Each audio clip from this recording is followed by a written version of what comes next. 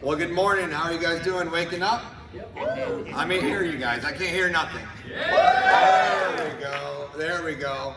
Well, thank you for coming out to this panel here. I'm super excited for what these guys are going to share with you guys. The Another World panel. My first panelist, Brianna Knickerbocker, is an actor based in Los Angeles. She's known for her voice acting work in popular video games like Genshin Impact, Fire Emblem Heroes, Captain Full Body, Demon Slayer, Rezero, and 7 Deadly Sins, and many, many more. Just check out her IMDb when you get a chance. She is also a singer and songwriter known as Starless. Please welcome to the stage, Brianna Knickerbocker.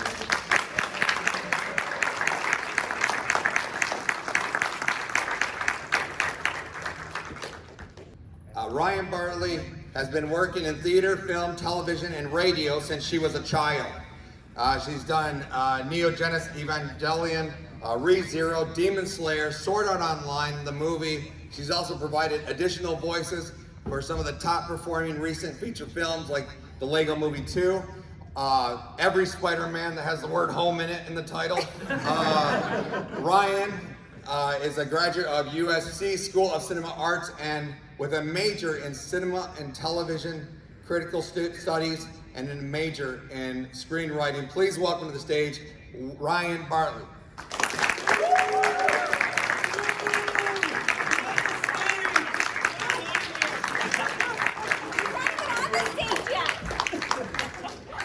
I walked into that one. He heard them clapping for Bree, and he's like, "Oh, is that me?" And I was like, "No, you don't hear booing, do you?" Oh, no. It's okay.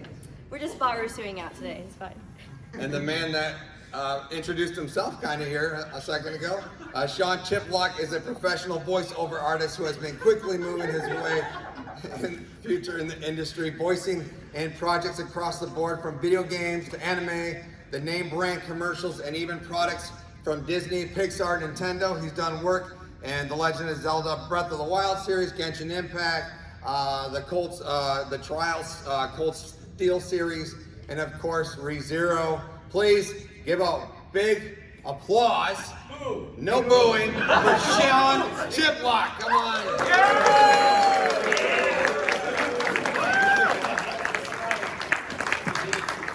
Walking it back, baby. Walking it back.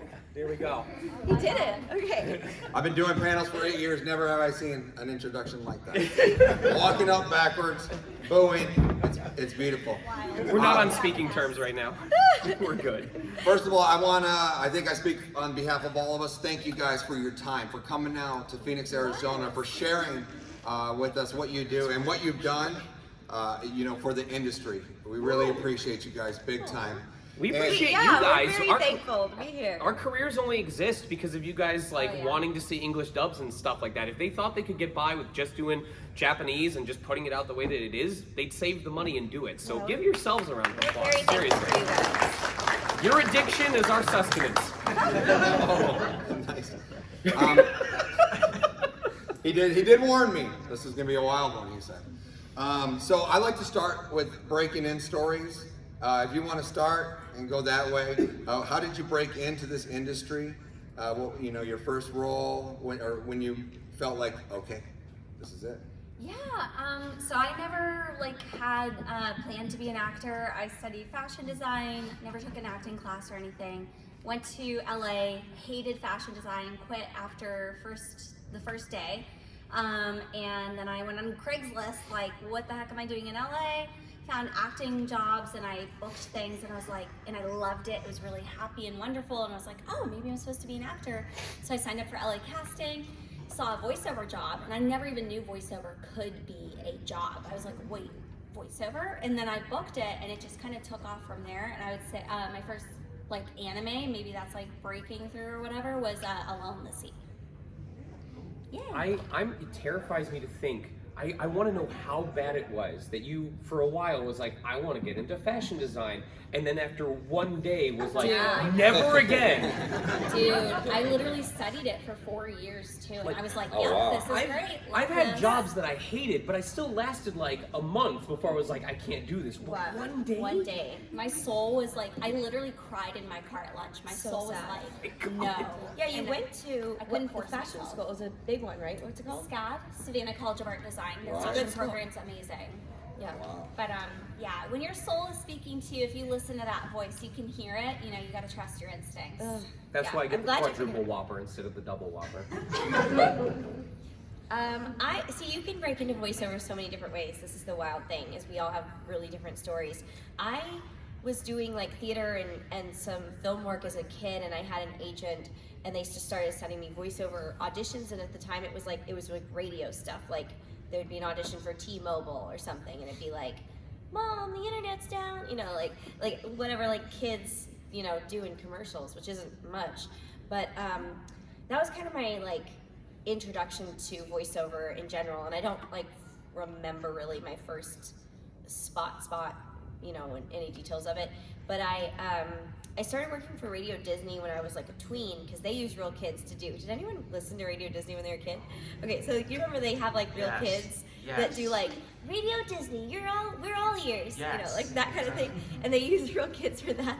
So and they had a big corporate office in Dallas. I don't know if they still do. They might actually, but they had like a big station there, and so they would bring in real kids, and you would do like a stack of promos, and it could be for all different markets. Like it could be Chicago, it could be Arkansas, and it would be like, you know, Cheetah Girls this Saturday, you know, whatever, and like promoting their stars or It's whatever. like a petting zoo. They just open the gate at like 10 a.m. and let all the little ones file in, and then Yeah. they're just like, I'll take this one and this Well, one. the weirdest thing is we had these auditions, and they were always like, you had to audition every year, and I didn't make it the first couple times. I like really wanted to do it, and I kept getting called back and not making it.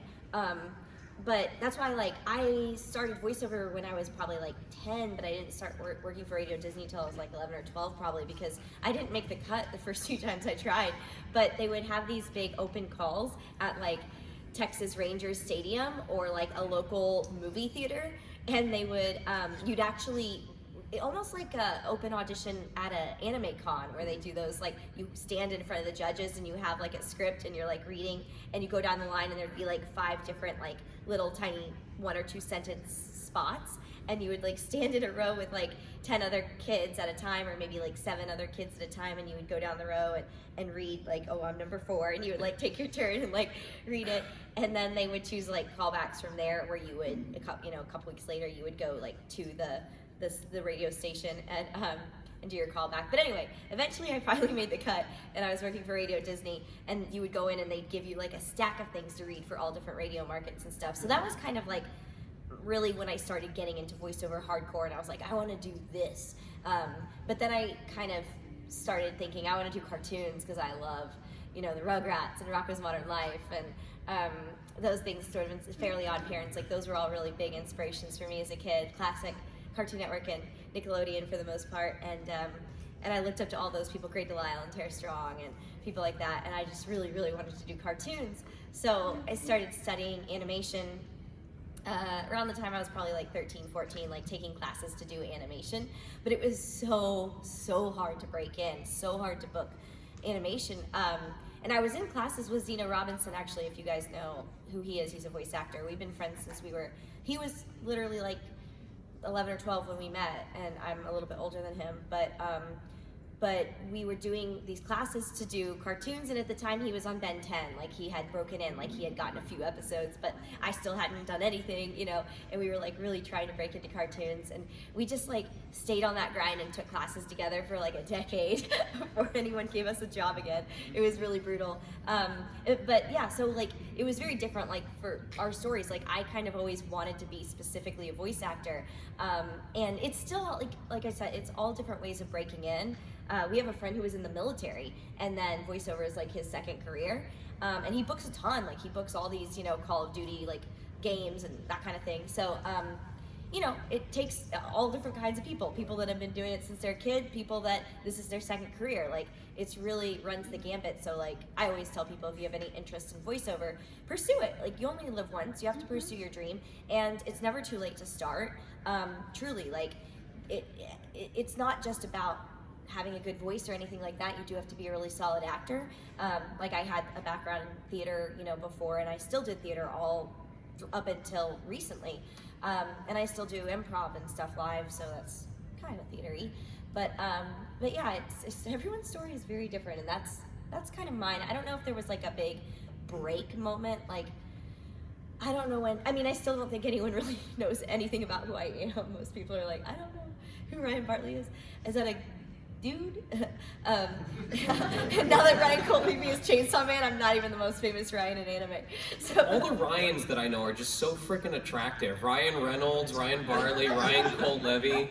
I just changed my name to Ryan Chiplock, and just naturally my skin will clear overnight. You're like, Ryan wake up now. and be like, screw being a Sean, Ryan's where it's at. Yeah. It's the Ryan rejuvenation. There you go. But yeah, that's my story. So.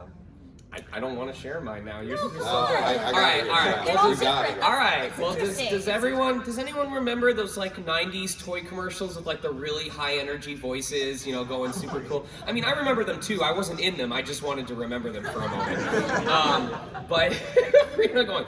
Here we go. So, Here we go. A lot of my life has been patterned by things that were incredibly obvious to everyone else, and then I only figured it out like years later, because for the longest time... I'm glad you're aware of that. Aware of what? Never mind.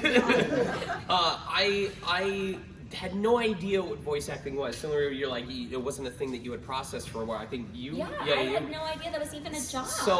So even though I had no idea what VO was, and I mean this dead seriously, my younger brother and I would play Nintendo 64 games or some of the early PlayStation games that had text but no voices, and we would take turns coming up with voices for the characters and saying the lines in those voices. I know this makes no sense, but you have to trust. No, it does, because I literally, my sister and I would turn on shows on the TV, on mute, and we would record, and we would do voiceover. And then I would watch Dexter's Lab, and no part of my brain would go, it's the same thing, you stupid child. Literally. It was like, man, the little boy who lives in that world has such a cool voice, you know? So it was, now here's one that I will hopefully identify with people. Do we have high schoolers in here, or at least college people who still want to remember their high school years? Okay. Do you remember the phase where it went from focusing on high school to, yeah, you need to do all your high school work, but also have you picked out which college you're going to spend the next 4 to 6 years of your life at? Because if you don't have your major, your minor, and your sub-minor decided by the time you start for your freshman year, you're a failure, and you're going to live destitute on the side of the river in a van before you die of starvation. Don't screw it up. It's gonna cost $200,000. Yeah, no, that's $200,000 if you switch. It's like one of those Comcast contracts where if you stop your major early, they still charge you for the rest of the time that you would have spent at college. So anyway, yeah, I'm a comedian. When I'm funny. When I'm not, it's her fault. Anyway, so, sorry, I lost my train of thought there. So You deserve it. I know I deserve it. I deserve everything I get in life. Good and bad. Not everything. Oh gosh. Wow! Now, you're the second person who said that. The first was my wife. Anyway, so, you know, I'm going through it. I was going through it. So I was going through it where I was trying to figure out what I wanted to do, and there was a lot of subjects in high school that I was doing well at, I was paying attention, but I didn't want to dedicate 4 years of my life to it. So when people ask, what got you started in VO, my serious answer is boredom, Neopets, MapleStory, and Adult Swim. Because I hated going to bed. Screw going to bed. At least until I turned 25, and then going to bed was the best thing that's ever frickin' happened. Like, they're like, hey, you want to go get drinks? Screw that, I'm hitting the pillow, baby, let's go. The best part of my life is when I wake up and I turn the pillow over and I lay back down and I'm like, oh, I don't need a relationship. I just need cold pillows for the rest of my life. So... It's really brutal, he's married. No, because then I wake up and then she's like, can you turn the pillow for me? And I'm like, here you go. And she's like, this is better than sex. That's fair. For those of you who don't know, it is. You'll find out. Anyway, I so... think you like pillows too much. What? I think this is how we learn you have a pillow problem. A pillow problem? Yeah. That's not the word I thought you were going to use, but for the sake of the audience, we'll stick with that. I like it. It's called a dakimakura, Brie. I'll teach you about them later. Look, she actually doesn't know. Oh, no. All right. Rem, I don't want to know what this is. It's when you want to spend No! $150. Oh, okay, he's doing the swallow. I'm not going to continue on. Please do, please do. When you want to spend $150 in a single night, but you don't want people knowing you hired an escort. You confused everyone. I'm stopping there. I'm not going any further. Anyway, so I would stay up super late because I didn't want to go to bed. I didn't want to work on my homework. I procrastinated everything. I slept through every class in high school, and it wasn't due to a lack of sleep. It was due to a lack of interest. And so one day, I'm just bored and browsing games on Adult Swim's website with Full Metal Alchemist, the original, not Brotherhood, the original Full Metal Alchemist, that's right, the better one, playing in the background. Ooh, this man went, oh no he didn't. So, They're both good for separate reasons. I mean, I watched the original too before Brotherhood. And Before, I thought I know, because that one came out first. That's how it works. it's like the original. No one watched Shippuden before Naruto came out. Wow. Anyway, well, Shippuden's the better show anyway, so. Anyway, so then I just discovered this random behind-the-scenes video for an upcoming episode of Trinity Blood. If you don't know what Trinity Blood is, it's Twilight, but if the vampires were actually hot and killed each other. And hunted each other. And this is a deep cut. This was Troy Baker voicing an anime. Back when that still I know, right? Back when he did anime. And he's standing in the booth speaking at the same time that the character's lips are moving, and I was like, what is this? I could feel Willy Wonka in my subconscious going, come with me, you will see, you can be poor for the rest of your life. All you have to do is dub anime. So, That's actually kind of special. what, that I can sing? No, that's horrifying. No, that was beautiful. It was lovely. But no, like the magic of like that moment. The discovery Yeah. moment. Like that's I one of- had that with Futurama. One of my like, favorite questions to ask people in different careers is like, what was the moment for you that made you decide, like, I want to commit myself to this? Like, Yeah. what was the moment that made you decide you wanted to commit to moderating 5-year-olds? I don't know. This is the I'm a moment he film decided director, to they get out put of me it. here. You're like, as long as the vodka in my cup doesn't run out, I'm good to go. No, I had that moment, like, I don't think it made me, because I think I already kind of wanted to do voiceover at the time, but made me, like, really want to do, like, animation and cartoons, watching Futurama. Like, I happened to have caught the pilot on TV, not when it first aired, like, a couple years after, probably, but I remember, like, Fry looking out at the future world from the window, and, like, the chimes of the Futurama theme song, and, like, that being, like, absolutely. And it's such a jaw-dropping stable mainstay thing. that it's come back, what, twice, Yeah, 3 it's back. times at this point? Yeah. And that's different, by the way, from a show getting renewed, to go out of circulation and then Yeah. be brought back in. Like, Yeah. you guys probably know how big that was with Toonami, when they stopped it and then it came back by popular fan demand. That's happened like twice now with Futurama. That's huge. It's back right now. Like, it's different from Simpsons that refuses to die. So anyway, so that's for me, without going on for too long, that's how it's really been for me, is it was just that spark of passion. And I tell people the passion is a huge part of it, because I'm sure they'll both yeah, agree, it as much as we love it, there are days when we wake up or we're setting auditions going, I hated everything about that, I'm not relevant anymore, I don't know what the hell I'm You doing. think you're not going to work after every single project? Your career's over. Your I've been life's like over. in the shower about to go loop on like a major feature film, like a Marvel movie, like crying in the shower that like my career's over. And I make a lot of money that day. There's a big project Very that strange. we've seen a lot of our colleagues announce 2-3 roles on, and they've just been announcing 12 things in the last month, and I'm not on any of them despite auditioning, exactly. and it gets really It's hard hard. to like trust yourself and not want to quit, but I can't quit. Like, it's literally Stockholm Yeah. Syndrome. I want to be a part of it. That's how much we love it. Yeah, I tell people like if you could do anything else, like you could be happy in another thing, Do it. do that. I just give people, I have to give one example. When I moved out to California in 2012, Who in their right mind would have thought that in 5 years from then that Zelda would have a canon voice Zelda game that wasn't mocked by the internet community, right? No, but seriously, like there's no way I could have known. So I think about it that way. I'm like, if you give up, what could happen in 5 years from now that you're missing out on? And that's all that I need to keep going. So follow your dreams, but like make sure it is truly your dream, because there will be a lot of hardships in it. There will be a lot of hard. A lot of crying in the shower.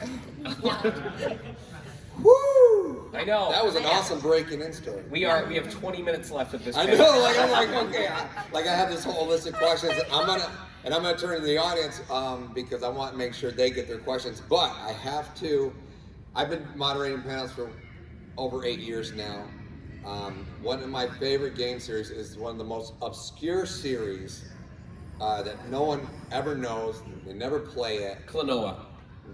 That's a good one. Okay. That's a good one. And I know you guys voiced Hummel and Donna, and I apologize I didn't see you there.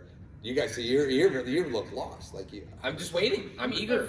It's eight. Yeah. Like But I want to know what her character was. No, Donna. I get a lot of Donna love. I don't know why, because it's like a JRPG, and sometimes those aren't as popular. But to this day, years and years and years later, I get so many people coming up for Donna, and I'm like, wow, that really touched people, and like, what a dream. Well, I just want to say thank you. Like these 8 really it took 8 games. I've been preaching E's gospel. That's the way Trails was for a while. As well, yeah, and you have a credit on that as well. Right. And so like I just want to thank you because you guys put E's on the map finally. For people who had never played the series, It was you guys. And that is such a relevant story to what I was just mentioning about how you never know how it's going to work out. You just have to go for it, because when I auditioned for that, I had 2 roles that I was auditioning for. I don't even remember what the second character was.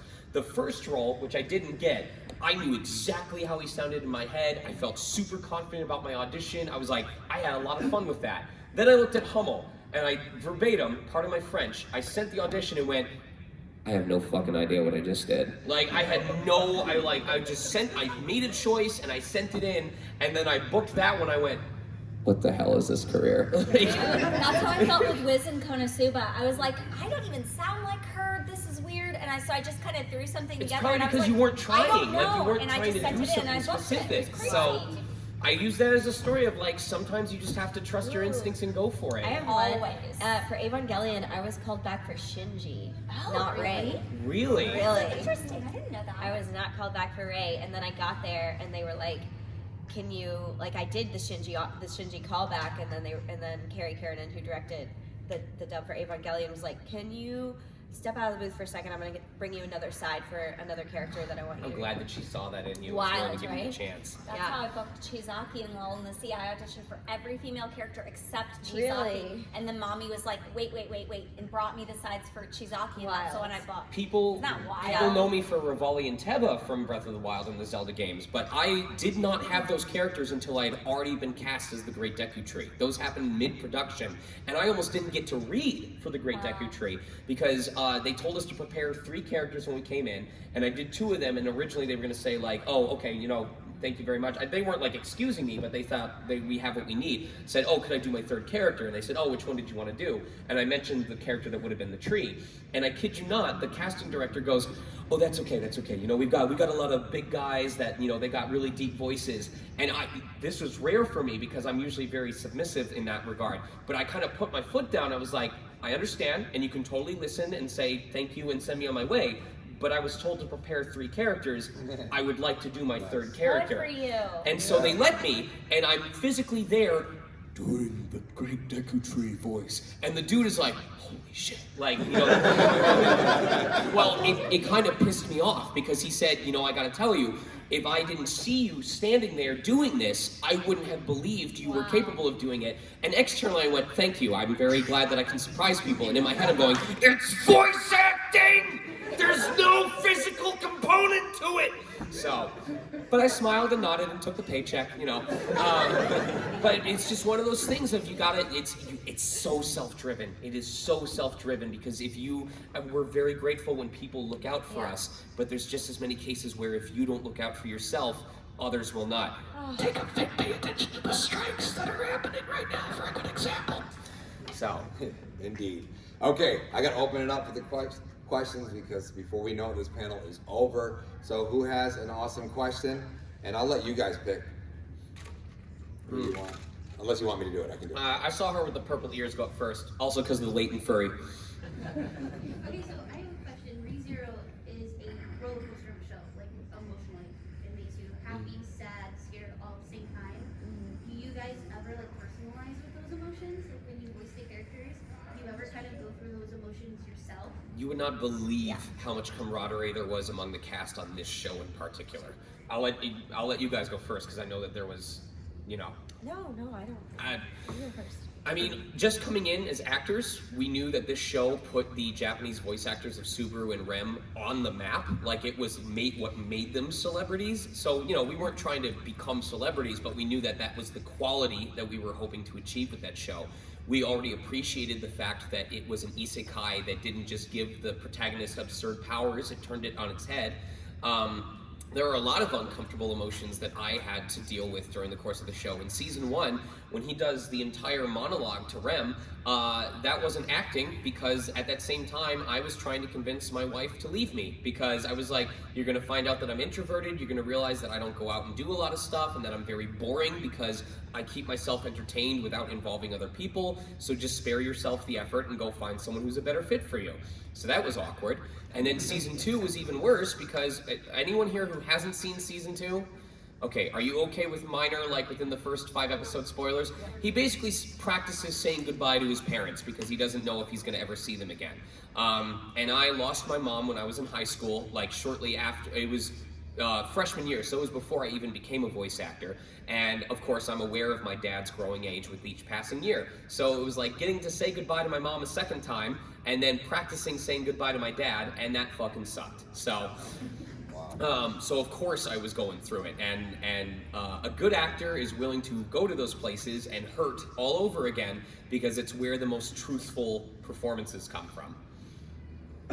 Yeah, there's I mean, we feel really grateful that that show, like you said, it has the funny moments, it has the really dark moments in season 2. You see more of Ram's heart and she sacrifices herself again for someone that she loves. I'm so grateful for season 2 because it just makes so many of the additional characters so fleshed out and cool and important. Ugh. Yeah, those of you who haven't seen season 2 yet are like have to. You really have to. missing out on at least a lot of the Rob stuff. But I mean, we like comedy too. Like all of us do comedy as well, so we feel grateful for the complexity of the show and it's very well written. That's what makes it stand out from other isekai. Is that the writing is really good. But when I work, I use a lot of substitution, which is where you're using someone from your real life to basically pretend like you're talking to them about a very similar emotional situation, or that you're talking about them for a very similar emotional situation. So so I kind of like used real people in my life to access those sort of like moments of like when she reveals her heart in season 2, there's a really emotional conversation between her and Roswell about how she really feels about him, and the pain that comes along with that love and whether or not it's a true love.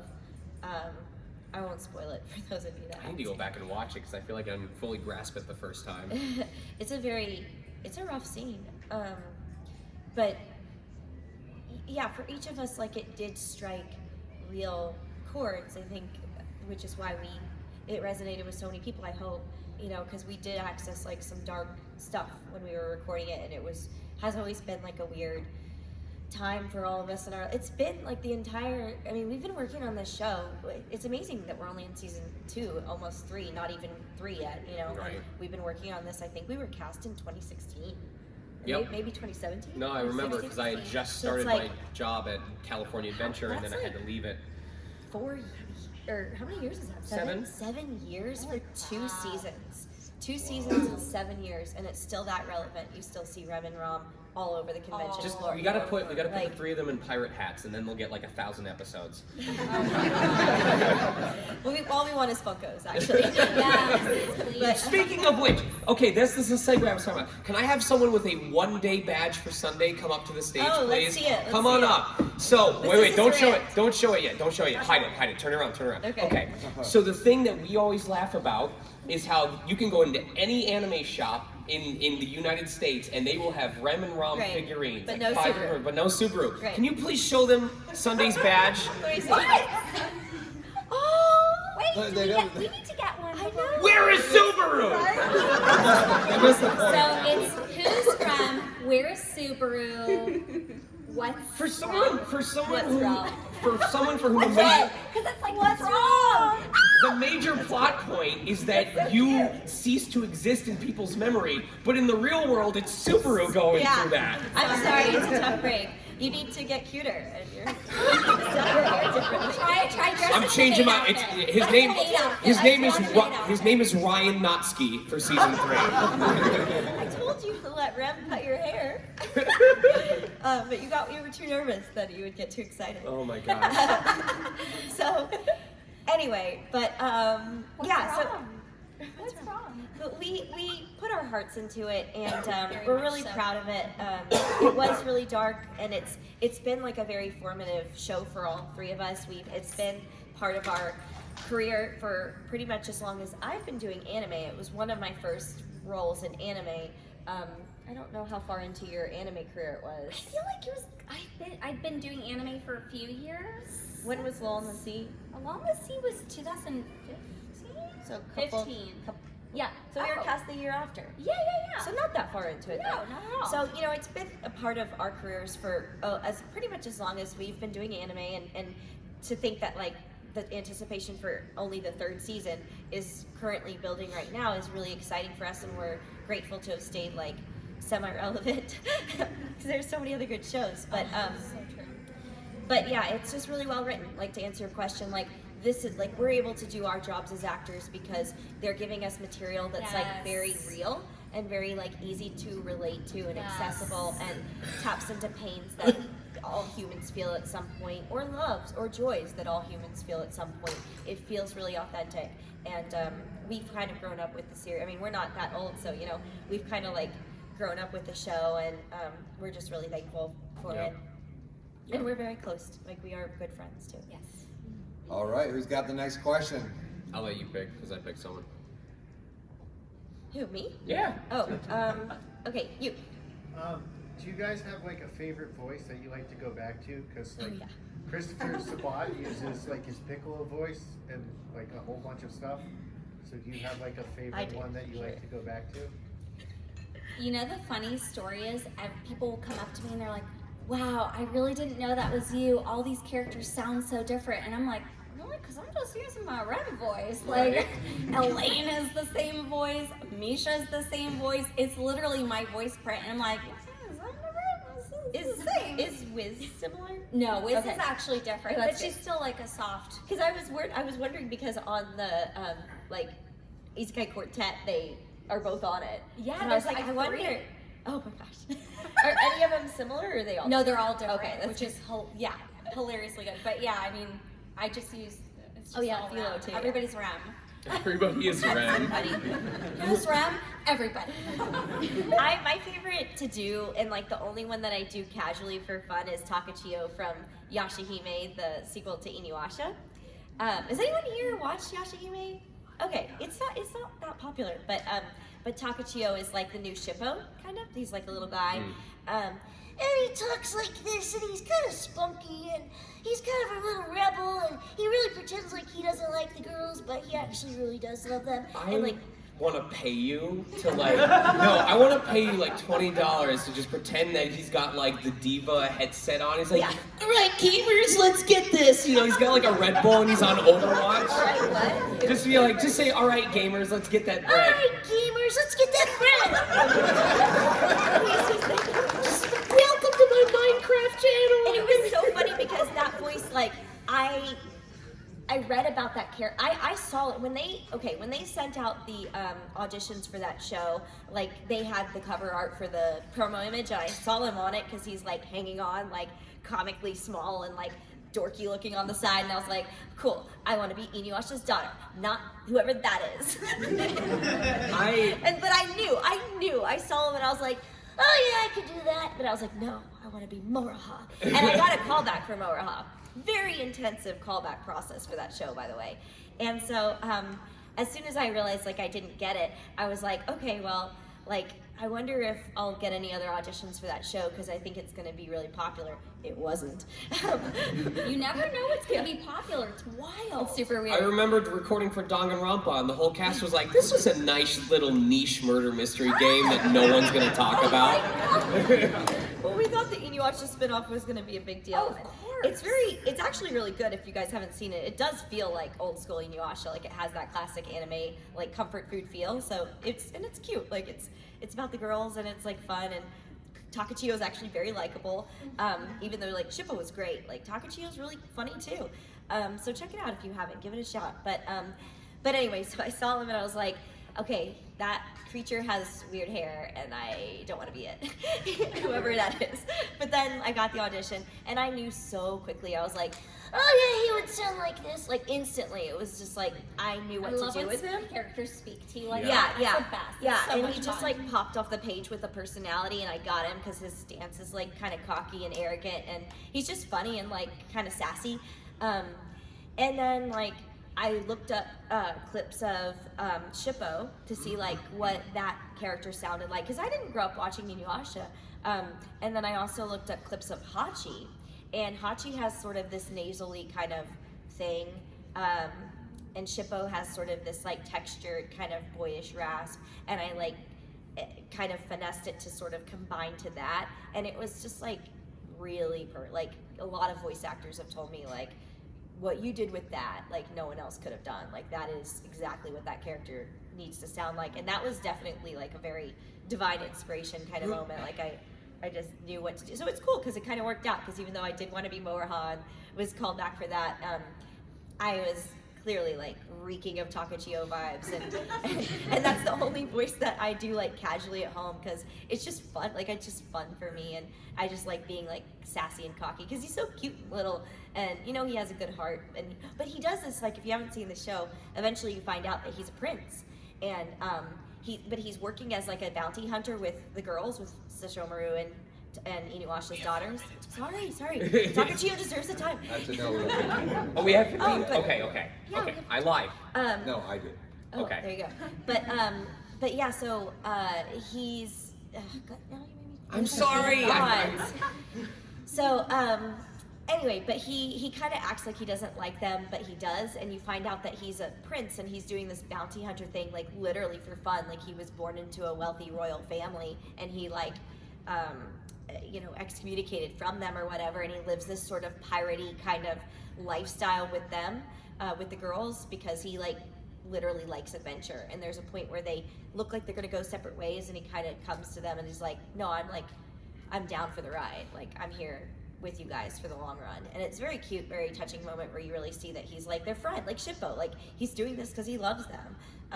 So yeah, that's my favorite one to do, like for fun on my own. Yeah. I don't have a sufficient answer for it because I think the thing that I really specialize in or enjoy is, showing people the adjustments that I make to pre-existing voices in order to create new ones. I need to get better at what you do, Brianna, which is like just kind of, because you rely on a good baseline voice, on your instincts, Yeah, and it's especially all on your natural instinct. voice. And I'm always trying to hide my voice. I'm always trying to be some Why? quirky character. I don't know, because it's fun. It's fun to just be different stuff. Like I said, I'm spunky, passionate, whatever. But So spunky. so like a lot of, I don't know if anyone here is familiar with, but we'll get to you. I don't know if anyone here is familiar with Bedfellows, which is like this animated series that was online. But so Fatigue's voice is very, very all the way up here and extremely gay. like extremely gay. my God, I love that. Well, he was the basis for Monotaro because it said, Okay, so I start all the way up here, and then I take away the British accent, and then I make it more staccato, and it's Monotaro. from Danganronpa. But the one that a lot of people don't know is Sheen. Sheen is very angry all the time. He's always just, freaking pissed off and he wants everyone to suffer. I said, what if I take that external anger and I make it internal bitterness instead? And now we have Teba. So, well, that's why you don't have to force anything, because it naturally Right. becomes something else when Right. you use So- the imagination and the character so when- aesthetics of each if character. you ask me what is a favorite voice that I like to do, my response is a favorite voice that I like to hear is whenever Ryan here is asked to do an old woman's voice. Oh my. She does that. Sean Like, does like my old lady. a lot of us will have like verbal tics that we'll say to get into character. Yeah. Like my famous Like one is, that. I understand what you're trying to called say. a hook. A hook.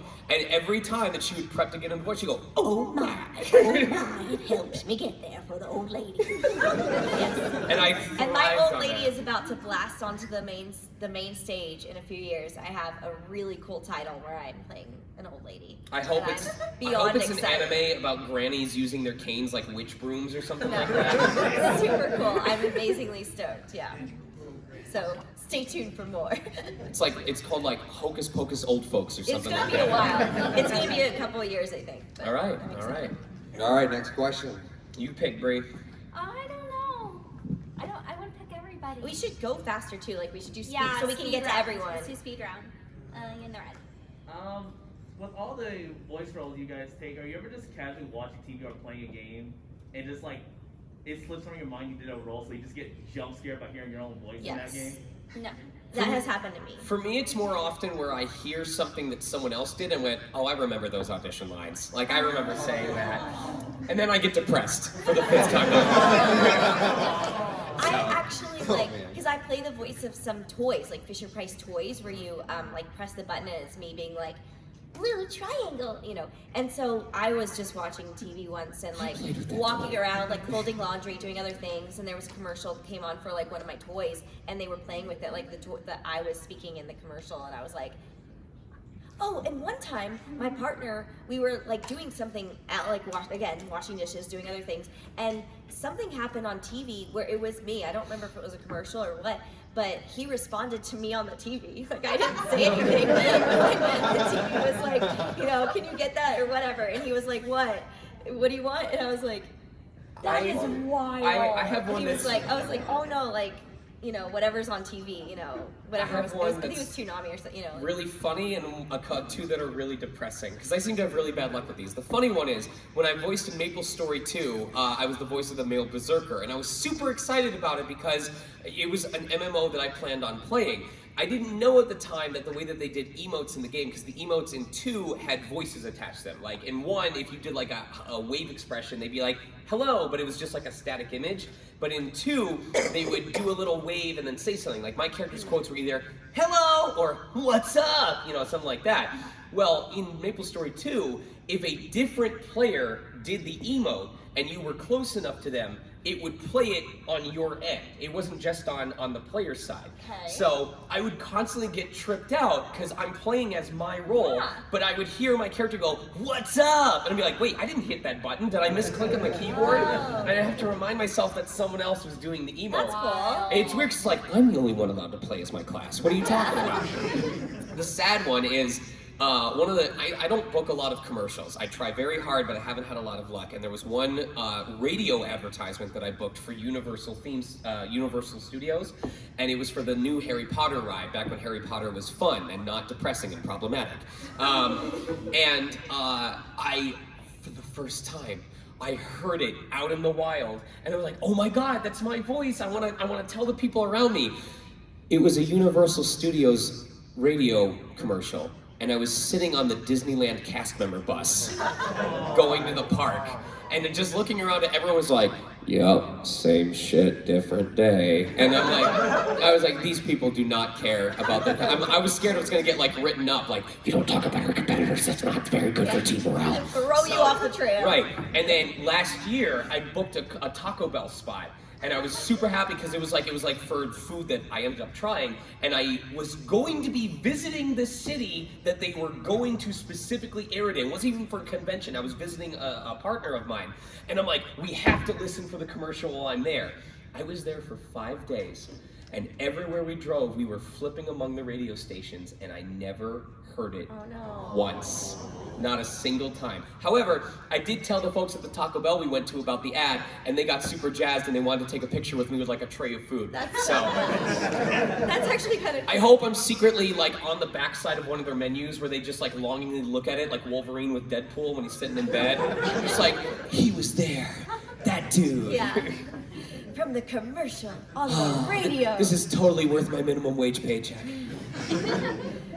Say cheesy gordita crunch one more time. We like Taco Bell does a lot of radio advertisements too, so we all audition for like a lot of Taco Bell spots, and I always have to have Taco Bell. For my next choice, I'm Yes, picking hurry. him mostly because I noticed we keep going for people in the front, and this man played the game. He moved from his seat in the back further up so that maybe we'd pick him. Okay. So, I saw that too. Yeah, that's me. you goddamn cheater. You're a hero. Heroes don't wear capes. Sean, What's up? it was a pleasure to meet you finally. Oh my god, he bowed to me. I might have to date this guy. He's probably single. It was a pleasure to meet you and appreciate your work. Thank you. So, anyways, I have a question for you both, all three of you. Both. Wait, which one were you forgetting? I mean, for all three of you. I'm sorry. I mean, so for your careers, it's based on your careers. So, anybody can be anything from whatever you record session. Yeah. What is your favorite voice line you ever recorded on your career? Like either like an emotional time or something like fun time. I have said some weird stuff in my time. For those of you who played Danganronpa, I have gotten paid to describe my father licking my butthole. That is it was Danganronpa V3. It's a real thing. I'm not exaggerating. Anyway, that is not the line that almost broke me.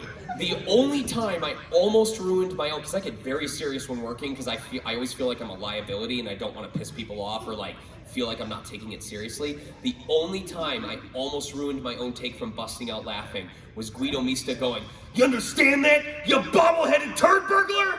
And like, when the words turd burglar came out of my mouth, it was like that thing with Tim Curry where it's like, "To the one place not ruined by capitalism, space," you know?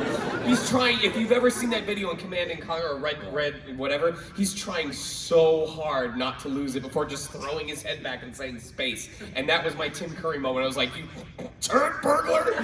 So, for me, that was it.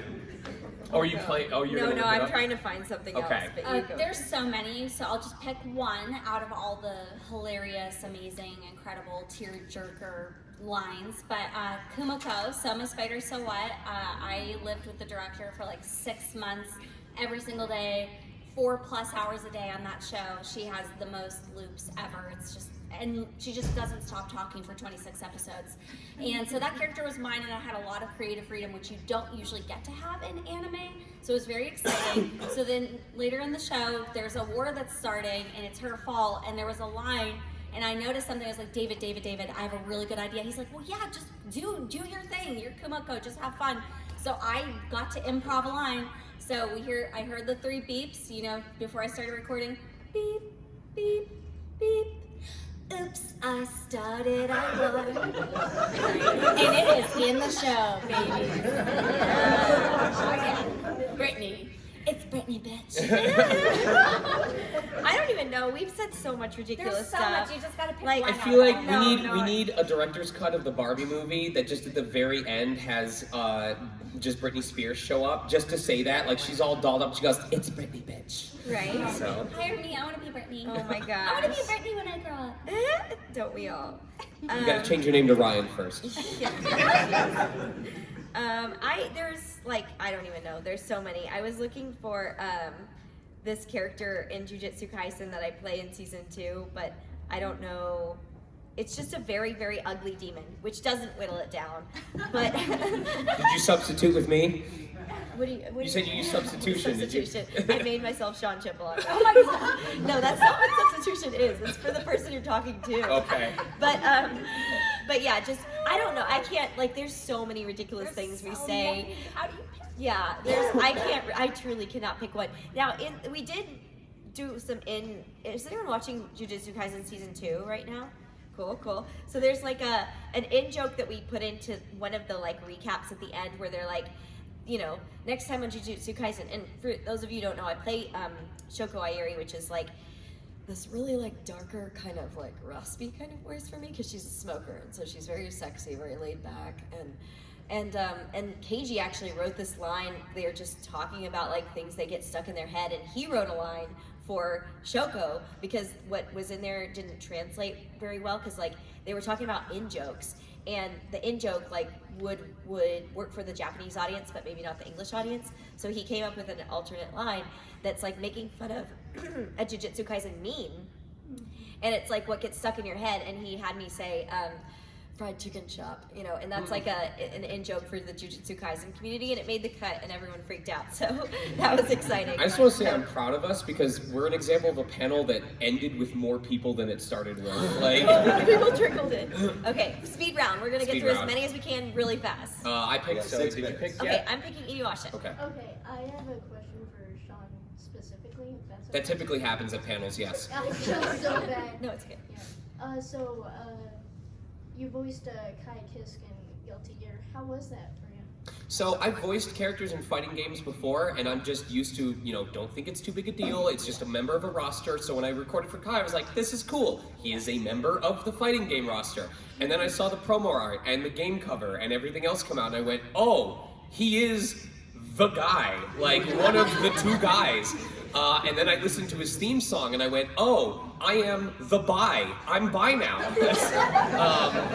So between you and me, I think Ponytail Kai has got it going on more. I mean, he's cool. You know, Kai Kieskin Guilty Gear Strive is a dad, but Kai Kieskin previous games is single. So that's kind of important. I don't want to rock the boat too much.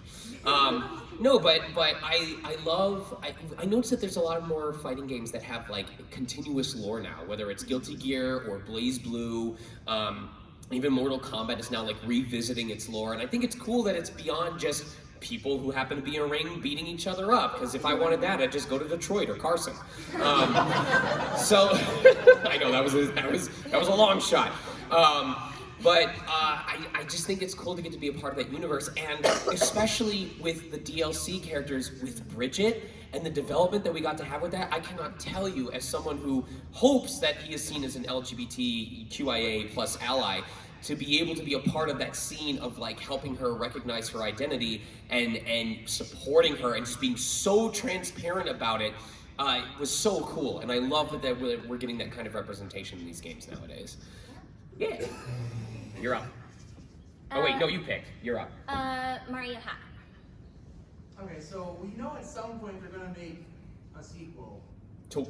That's very vague, sir. The Mario movie. The Mario movie? Yeah.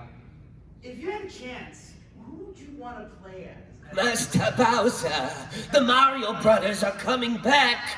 I want to be Kamek or one of the Koopas or something like that.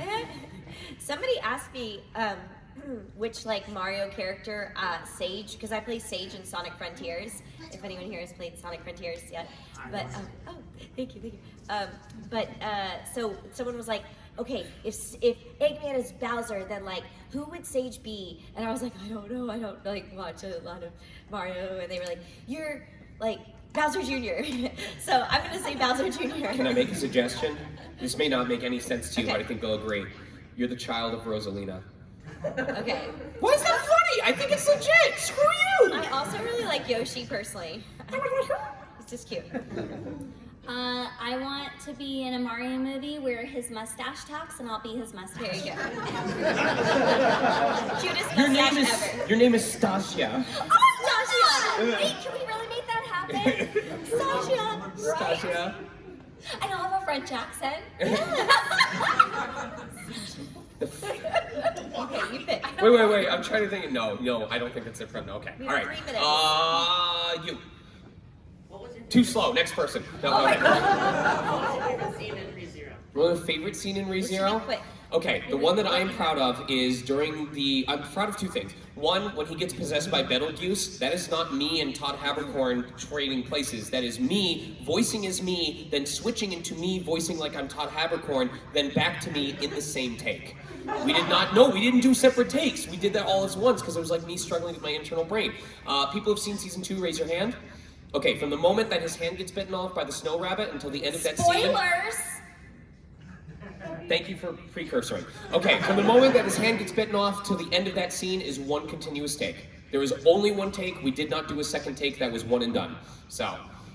For me, it's the scene where I'm telling the story about the demons to him in season 1, where she like grabs his fingers, and then for season 2, it's the like confession to Roswell and like dying part.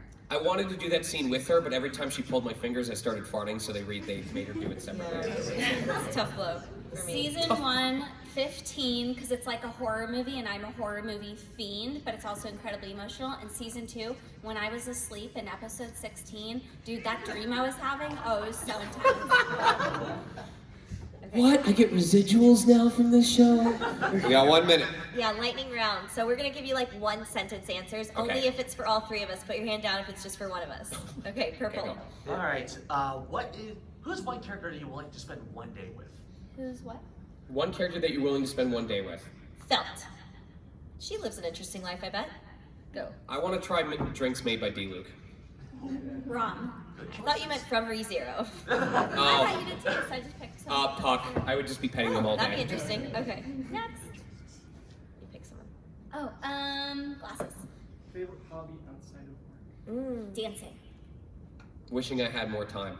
Ooh, I just got a puppy, so. Wishing I had her puppy. Spending time with her. Whoever had their hand raised in the back and then lowered it like a coward. Yeah, you. What's the hardest voice character that you played as? Noob Saibot is easily the hardest because anyone can do this voice, but can you do it for 2 hours straight? I don't think any of mine have been like super hard to a point where I couldn't sustain it. Beyblade is really rough on the voice just because it's a lot of yelling. But that's your one sentence. Akira, Astral Chain, I'm extremely feminine, girly girl, and that's a very masculine character, and it was very difficult for me. I think. Okay. We got time for one more. One more. Go ahead. What? Sorry? He said Lord of the Rings. That's his favorite video. Oh, it's his favorite video game. Very cool. Yeah, Third Age was a really fun game as well. All right, last question. Me? Yes. Okay. What do you love most about your characters in Rezero? Easy. I love that he's loyal to a fault, but he likes to see justice done if people are wronged in some way, and I appreciate that he's honest even when it's part of his flaws. I like that she's funny and that she does have like a tender heart, but it's kind of wrapped in this like sassy kind of humor. I just love how sweet and soft and open-hearted Ram is and passionate to the death for the people she loves. And we especially love that you all are so passionate that you're going to go to our tables right after we leave this panel and buy every single one of our prints from the show and my wife's candles. Thank you so much ahead of time. We do take cash and card. Yes, I think I have 1 holographic Rem and Rom left. So first come, first serve. Yep. Might have 2. Yeah, come say hi to us. We have so many cute prints of Rezero. You gotta come see them. Yes. All right, guys, let's give it up for them. Thank you guys for being here. Thank you guys so much for coming to Phoenix. Appreciate you. Who is that? Did I doze off again? Well. It's you. You finally decided to return. Better late than never. After 100 years, I'd nearly given up hope on seeing you again. Even my patience has limits, you know.